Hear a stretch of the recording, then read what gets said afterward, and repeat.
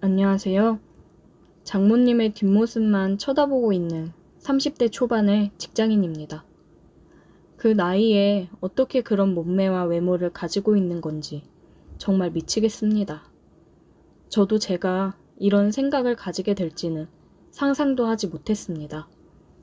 친구에게도 어느 그 누구에게도 말을 할 수 없어 답답한 마음에 이렇게 글을 씁니다. 고민 끝에 이렇게 글을 쓰니 욕하시지 마시고 천천히 들어주세요. 저는 어렸을 때 부모님이 사고로 일찍 돌아가시고 조부모님 손에서 자랐습니다. 나름 조부모님께 사랑을 많이 받았지만 그래도 제 가정을 빨리 꾸리고 싶다는 생각을 자주 했었습니다. 하지만 저는 남중 남고를 나와 여자를 접할 기회가 없었습니다. 그래서 제대로 된 연애를 해보지 못했어요. 결혼 전에 연애를 많이 못 해본 게 조금 후회되기는 합니다. 만약 제가 연애를 많이 해보고 여자에 대해 많이 알았다면 지금의 제 상황이 조금은 달라질 수도 있었을까요? 저는 잘생겼다는 소리를 종종 듣는 편이긴 하지만 내성적이고 말주변이 없어서 여자들이 제게 다가왔다가도 재미가 없어서인지 금방 멀어지더라고요. 그래서 대학 시절에도 여자친구 한 번 제대로 만나보지 못했습니다. 그러다 대학을 졸업하고 열심히 공부만 한 덕분인지 나름 좋은 기업에 입사를 하게 되었어요. 거기서 지금의 아내를 만났습니다. 유일하게 제 어줍지 않은 개그에 반응하며 웃어주는 그런 착한 사람이었어요. 저도 제가 재미있다는 듯 크게 리액션을 해주고 웃어주는 그녀가 눈에 들어왔습니다.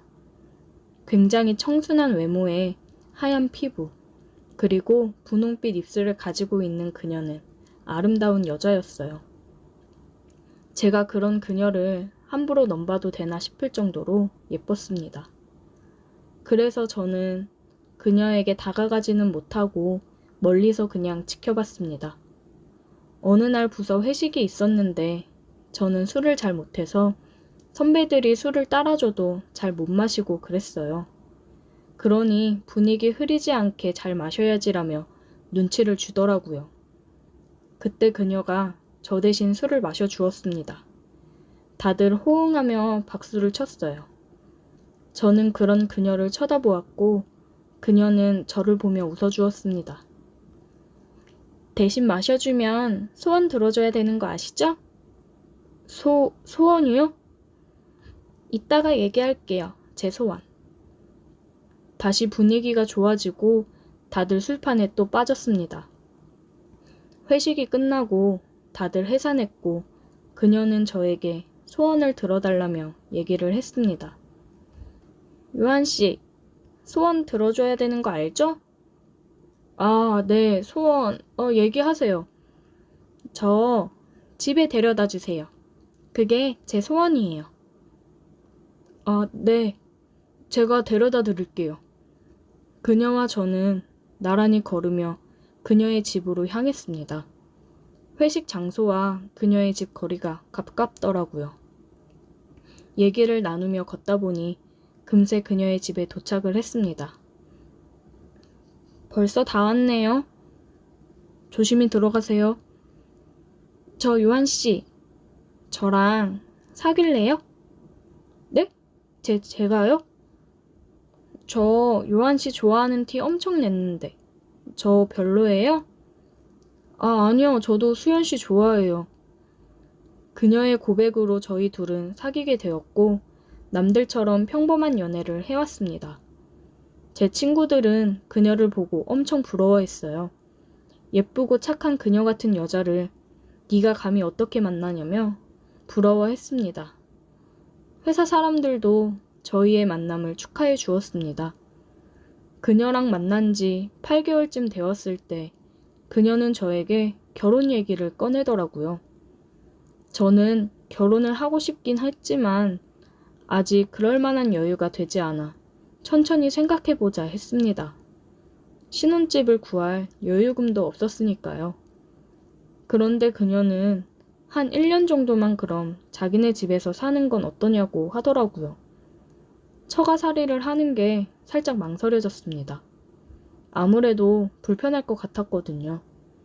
그녀는 지금 결혼을 해야 1, 2년 신혼생활을 하고 30이 넘기 전에 아이를 출산하기 좋을 것 같다고 하더라고요.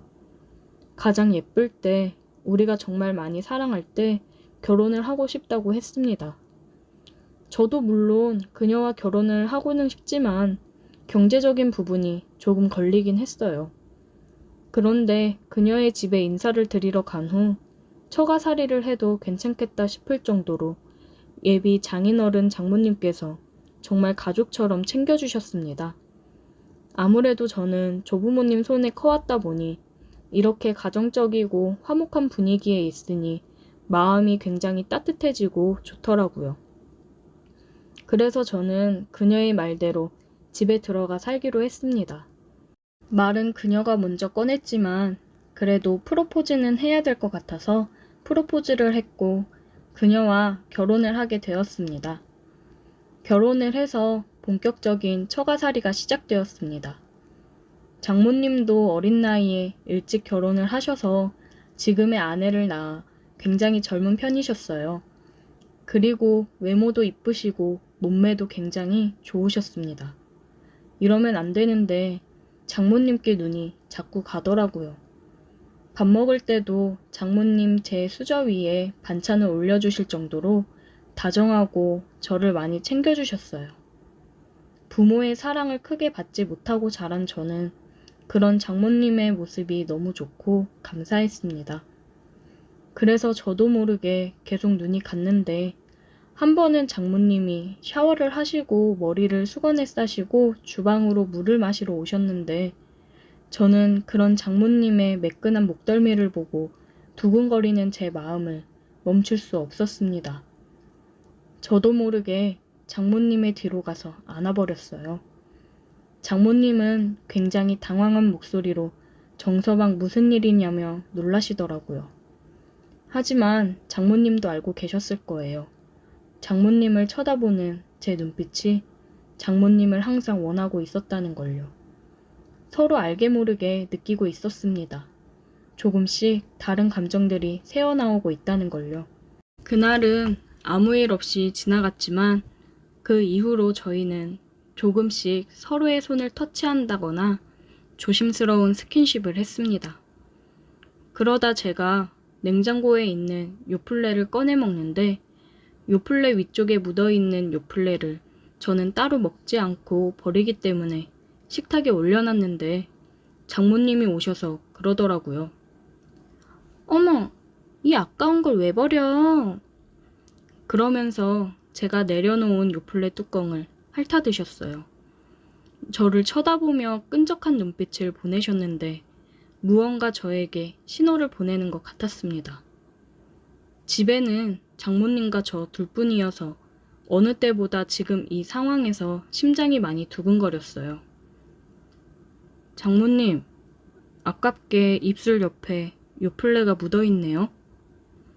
그렇게 얘기를 하고 저는 장모님에게 다가가 요플레와 함께 키스를 했습니다.